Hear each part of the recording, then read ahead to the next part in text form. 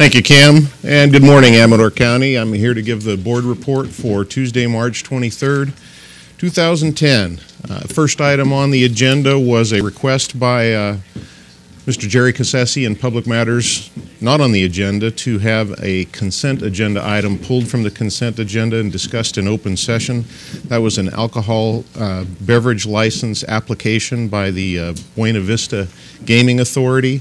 Mr. Cassesi requested that that be pulled from the consent agenda. Actually, it was just general correspondence that we had received regarding that application, but he would like us to, and we've agreed to do so, issue a strongly worded letter expressing some of Amador County's concerns with respect to serving alcohol at the proposed Buena Vista Casino.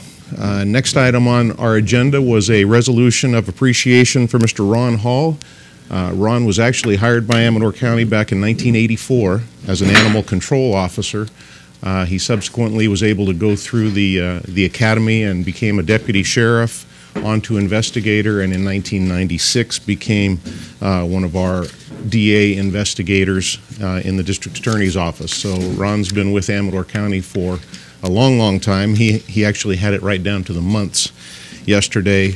Very appreciative of Ron's service over the years, and a lot of nice things said about him, both as a employee and a neighbor to many of the people in Amador County.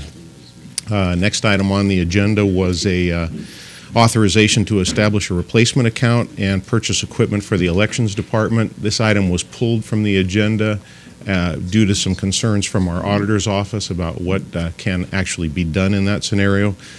Basically, the Help America Vote Act was crafted some years ago, I believe in 2002, after the Florida election, and provided for some funding to county elections departments to help purchase equipment and maintain that equipment to ensure a reliable vote count after elections.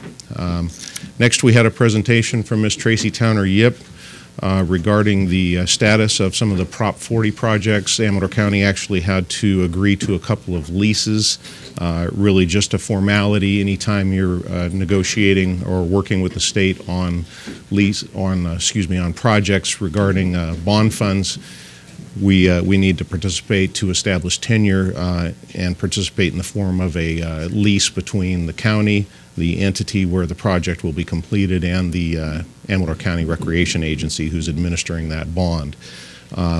Tracy gave a little status of some of the Prop 40 projects that are going on in the county. She put it in fine print here, so I've got to put on the over 50s. River Pines Park project, the drawings are complete and ready to go out to bid. This is the complete renovation and upgrade of a park of about 3 acres.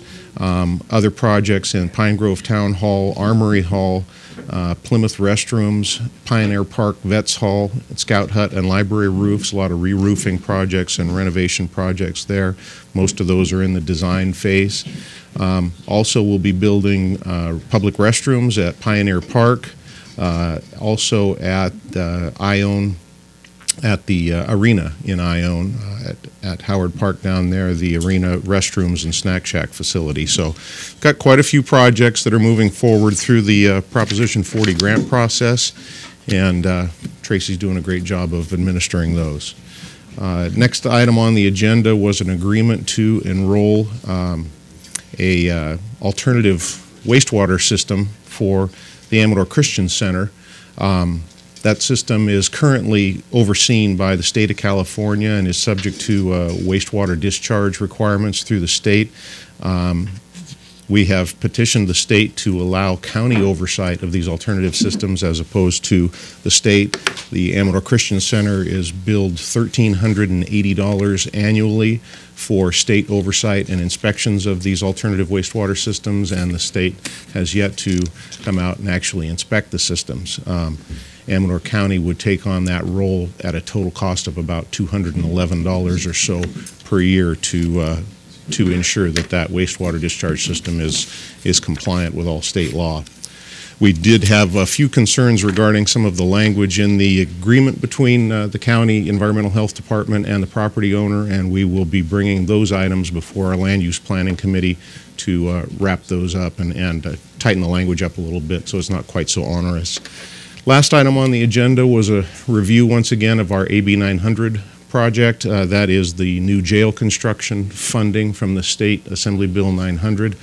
That process is moving forward. The county has a whole host of concerns and is still wondering whether we will in fact be able to go forward with the project due to the funding costs, the 25% match required by the county, as well as the ongoing staffing levels required in some of the terminology from the state offices. But we voted to go ahead and stay in the process. It's one of those things, if you don't stay in the game, you never have a chance to win. So we'll be staying in that process, working with Leslie Heller with the State Corrections Division, and see where it takes us from there.